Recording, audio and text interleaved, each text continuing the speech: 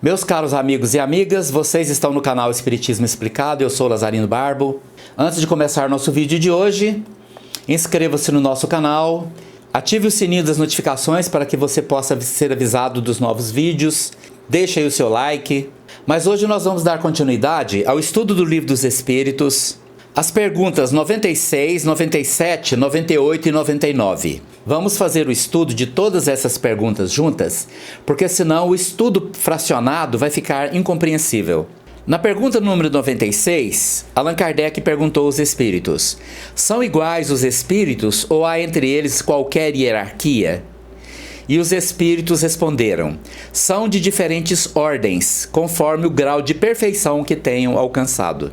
Na pergunta número 97, Allan Kardec perguntou aos espíritos: as ordens ou graus de perfeição dos espíritos são em número determinado? E os espíritos responderam: são ilimitadas em número, porque entre elas não há linhas de demarcação traçadas como barreiras, de sorte que as divisões podem ser multiplicadas ou restringidas livremente. Todavia, considerando-se os caracteres gerais dos espíritos, elas podem reduzir-se a três principais. Na primeira ordem, colocar-se-ão os que atingiram a perfeição máxima. Os puros espíritos. Formam a segunda os que chegaram ao meio da escala. O desejo do bem é o que neles predomina. Pertencerão à terceira os que ainda se acham na parte inferior da escala, os espíritos imperfeitos. A ignorância, o desejo do mal e todas as paixões más que lhes retardam o progresso. Eis o que os caracteriza. Na pergunta número 98, Allan Kardec perguntou aos espíritos: os espíritos da segunda ordem, para os quais o bem constitui a preocupação dominante, têm o poder de praticá-lo? E os espíritos respondem: cada um deles dispõe desse poder de acordo com o grau de perfeição a que chegou. Assim, uns possuem a ciência, outros a sabedoria e a bondade. Todos, porém, ainda têm que sofrer provas. E na pergunta número 99, Allan Kardec perguntou: os da terceira categoria são todos essencialmente maus? E os espíritos responderam: não. Uns há que não fazem nem o mal nem o bem. Outros, ao contrário, se comprazem no mal e ficam satisfeitos quando se lhes depara ocasião de praticá-lo.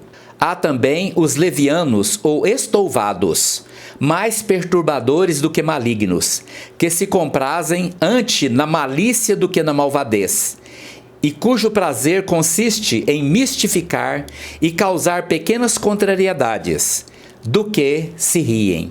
Meus caros amigos e amigas, nesta parte do Livro dos Espíritos que fala das diferentes ordens dos espíritos, fica muito claro aqui que estas três ordens, a primeira, a segunda e a terceira ordem, são necessariamente didáticas para nós podermos compreender como funciona a hierarquia entre os espíritos. Mas não existe uma linha demarcadora exata onde se passa de uma ordem para outra. E não necessariamente só possam existir essas três ordens, porque não existe uma linha demarcadora exata. E sim, são conceitos de observação que vêm do plano espiritual que criaram três ordens. A primeira dos espíritos puros que já atingiram a perfeição máxima. A segunda, que são exatamente aqueles espíritos que ainda não atingiram a perfeição, mas têm a busca dessa perfeição como objetivo primordial. E na terceira ordem, exatamente aqueles espíritos que ainda não se preocupam com isso.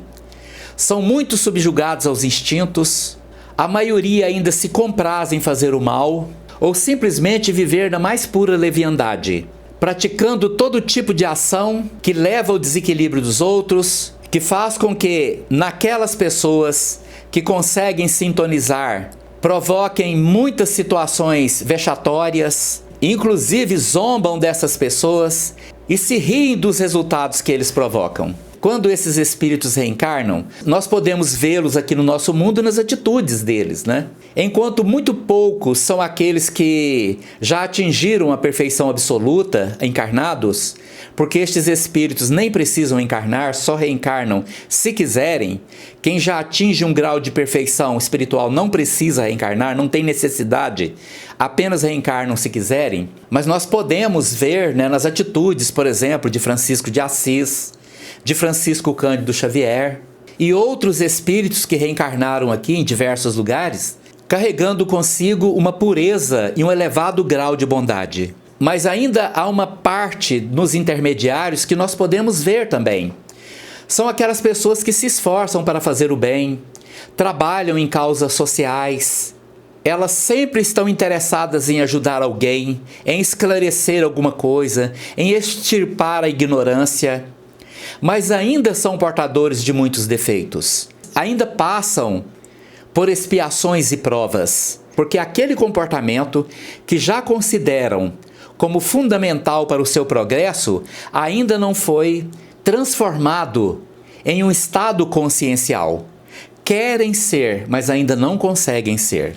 Já aqueles da terceira ordem, nós vemos aos milhares. São pessoas nas diversas classes sociais que não se importam em prejudicar as pessoas, não se importam em tirar todos os pertences que alguma pessoa tem, não se importam de enriquecer vendendo drogas que destroem a vida das pessoas, não desenvolveram sentimentos de piedade, por isso tem uma forte tendência à violência, a matar, roubar e a cometer todo tipo de crimes. Agora é importante salientarmos que os espíritos não foram criados para ficar estáticos em suas ordens, porque os espíritos da terceira ordem, que ainda se comprazem no mal, vão aos poucos despertando para a necessidade de abandonar essas tendências, de melhorar o seu comportamento. Vão aprendendo aos poucos, muitas vezes a duras penas, através da lei de ação e reação, que sempre dá uma resposta dolorosa, vão aos poucos apaziguando suas mentes, harmonizando os corações, abandonando as práticas da maldade e do desequilíbrio e adequando-se a uma ordem melhor, e adequando-se pouco aos poucos à segunda ordem, porque já consideram que só o bem, só a prática do bem, só a construção íntima do amor pode definitivamente trazer paz, harmonia e felicidade, que é o que todos nós buscamos.